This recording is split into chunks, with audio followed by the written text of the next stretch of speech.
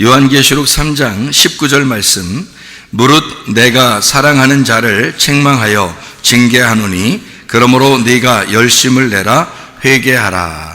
이렇게 되어 있습니다. 우리가 하나님께서는 우리를 참 사랑하시는 하나님이심을 우리가 믿고 싶고 또 그렇게 인정하고 있죠. 그런데 하나님은 우리를 사랑하시는데 어떻게 사랑하시는가 봤더니 책망하시고 징계하신다, 이제 이런 말씀을 하고 있습니다. 그래서 우리는 어떻게 해야 되는가? 하나님 우리를 책망하시고 징계하신다는데 그게 하나님의 사랑이라는데, 그래서 우리가 사는 동안에 말이죠, 자기 생활 가운데 갑자기 어떤 일이 벌어질 수가 있습니다. 그런 것을 이제 하나님 앞에 내가 책망받는가 보다, 내가 징계를 받는가 보다, 이런 생각을 할 때가 있거든요. 그런 생각이 들어올 때 이게 하나님이 날 미워서 그러는 거냐, 우리 가정을 미워서 내가 죄를 져서 그러는 거냐, 그렇게 이제 하면은 여러분 그게 하나님을 오해하는 거예요. 왜 오해하는 거냐면, 죄를 져서 그런 거라면 그러면 우리보다 더 많은 죄를 진 사람은 왜 가만히 있어요? 하나님이 더 건강하고 더 잘 살고. 왜 그래요? 예수님을 우리가 그래도 믿으려고 하는 사람들인데도 불구하고 하나님 믿으려고 하는데 내가 죄가 있어, 양심의 가책이 있어. 그런데 하나님이 그 양심의 가책을 부여잡고 그냥 혼내버리고, 그게 하나님의 뜻인가?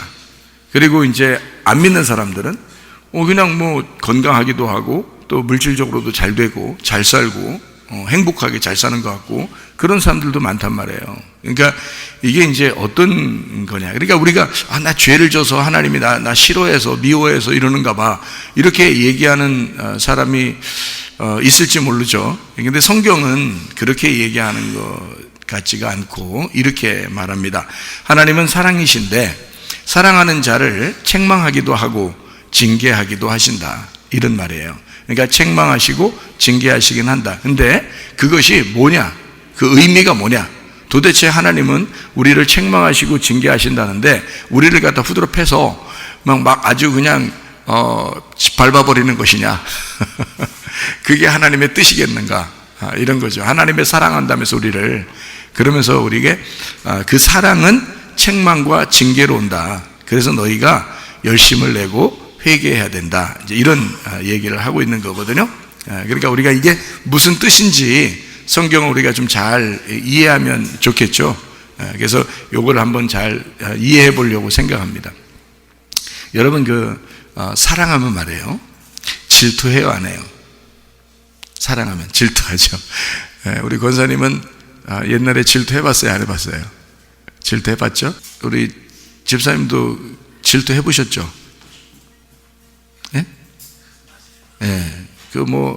질투 할만해요? 그 아내를 생각할 때 질투합니까? 안 해요? 뭔 얘기요 또? 지금 이 설교하고 안 맞잖아. 질투를 하셔야지. 안 해요? 어때서 그래요? 어때서 질투가 안 나는 거예요? 예? 질투가 나야지 당연한 거 아니에요? 사랑하면 질투하는 거거든요. 그러니까 아내가 밖에 이렇게 나간다거나 좀 늦게 돌아온다거나 이러면 걱정돼야 안 돼요? 걱정되죠. 그런 게 이제 사랑하는 마음이고, 만약에 누가 우리 아내를 좋아하면 어떡하지? 이런 생각 해봤어요, 안 해봤어요?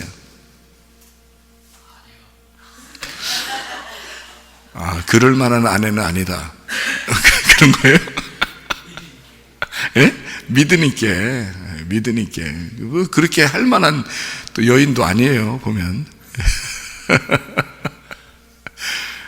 근데 이제, 예를 들어서 드라마나 영화나 이런 걸 보면 말이에요, 사람들이 이렇게 막 질투하고 막 이런 거 막 많이 나오잖아요. 막 질투에 막 화신이 돼서 막 그냥 막 때려버리기도 하고 막 그냥 이렇게 막 윽박질르기도 하고 막 그러잖아요.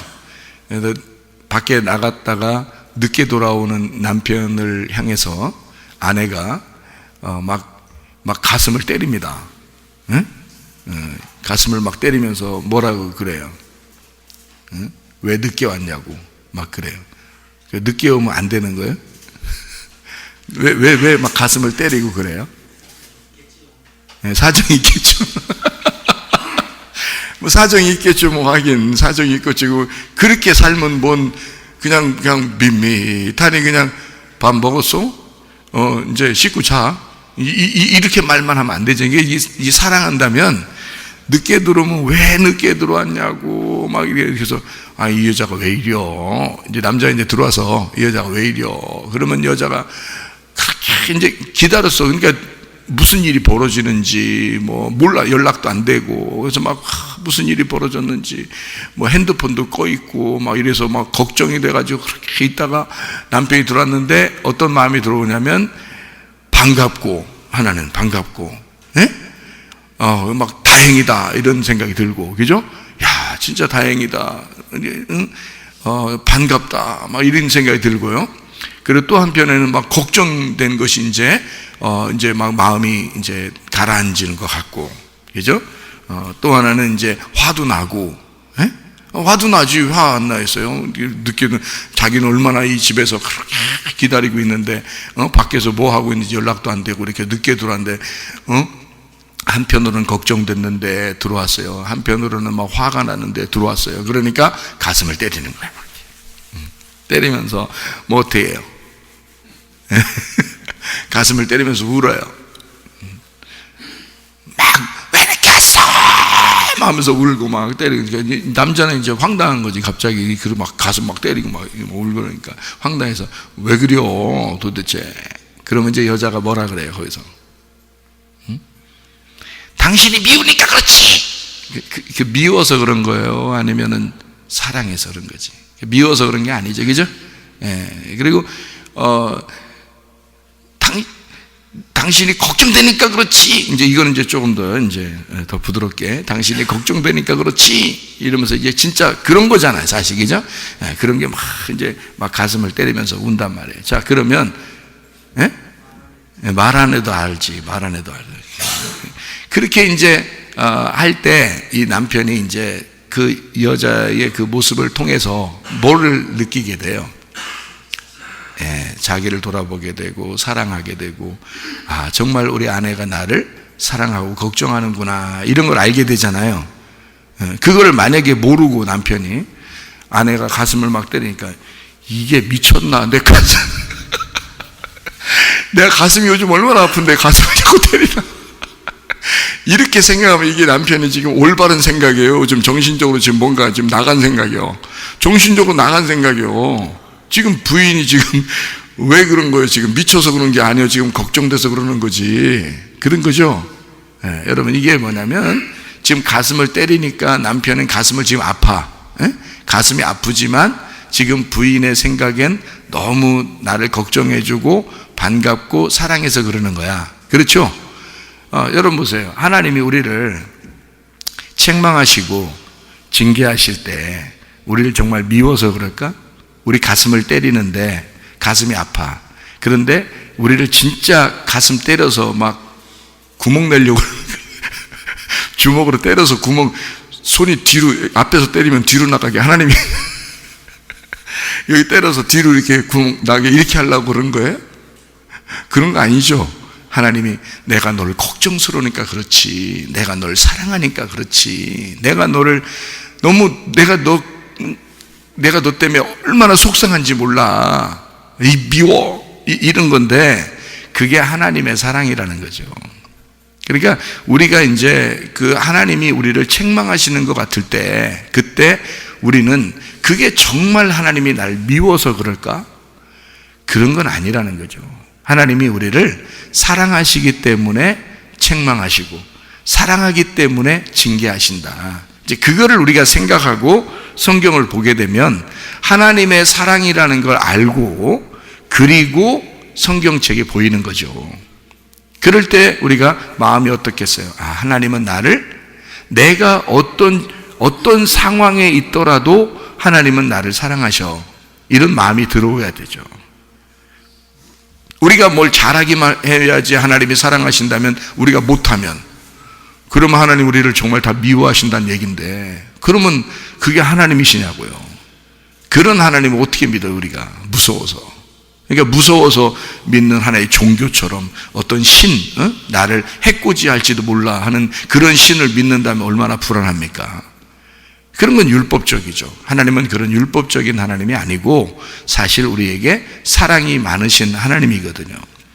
그러니까 하나님이 네가 어떤 상황, 다시 말하면 우리가 죄인인 거 다 알죠. 인간들은 다 죄인이니까 죄인인 거 아는데 그 죄인인 상태를 하나님이 아시고 책망도 하시고 징계도 하시지만 사실 그 마음속에는 뭐가 더 앞선 거예요?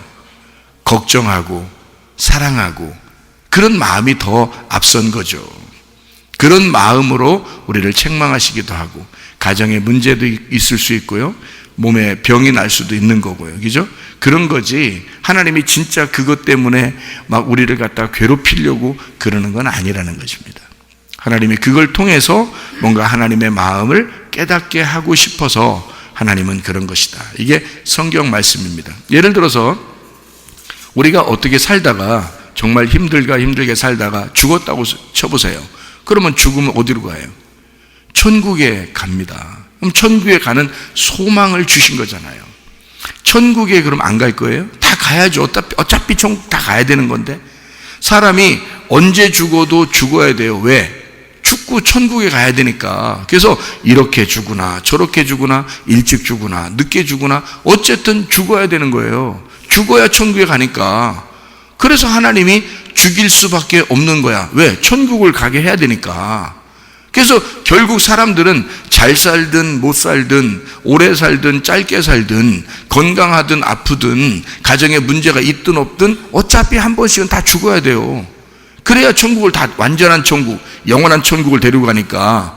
그러니까 하나님은 그거를 딱 전제해 놓고 천국이라는 아름다운 장소를 전제해 놓고 우리를 이 땅에서 생사고락을 잇도록, 그죠? 생사화복이 있도록 그렇게 만들어 놓으셨다는 거예요. 이게 인생이라는 거죠. 이런 걸 통해서 하나님은 결론이 만약에 그렇게 나지 않았다면, 천국이라는 결론이 없다면 그건 불행한 거죠. 그러면 진짜 하나님 우리를 미워서 이렇게 하시는 거죠. 이 땅에서 천국이라는 전제가 없다면. 근데 만약에 천국이라는 전제를 해놓고 천국이라는 집을 지어놓고 그리고 우리에게 이 땅에서 네가 생사고락이 있는 거야, 생사화복이 있는 거야 라고 한다면 그거는 하나님 우리를 미워서 그러는 건 아니죠. 어떻게 됐든 간에 어떤 상황이든 간에 하나님은 천국을 준비해 놓고 있잖아요. 그러니까 하나님이 우리를 미워서 그런 건 아니다라는 것을 생각하고 성경을 보게 된다면, 그러면 그 사랑의 하나님은 믿지 않는 사람도, 죄가 우리보다 더 많이 있다고 생각되는 사람도 저렇게 건강하고 저렇게 잘 사는데, 그러면 내가 진짜 하나님이 날 미워서 나를 못 살게 하는 걸까? 나를 정말 미워서 이렇게 막 나에게 이렇게 징계하시고 책망하시는 걸까? 나를 정말 미워서 내가 이렇게 아픈 걸까? 그런 건 아니라는 거죠. 잘 생각해 보세요. 예수를 안 믿는 사람도, 교회를 안 다니는 사람도, 우리보다 더 악하게 죄를 짓는 사람도 더 건강합니다. 그리고 잘 사는 사람도 많습니다.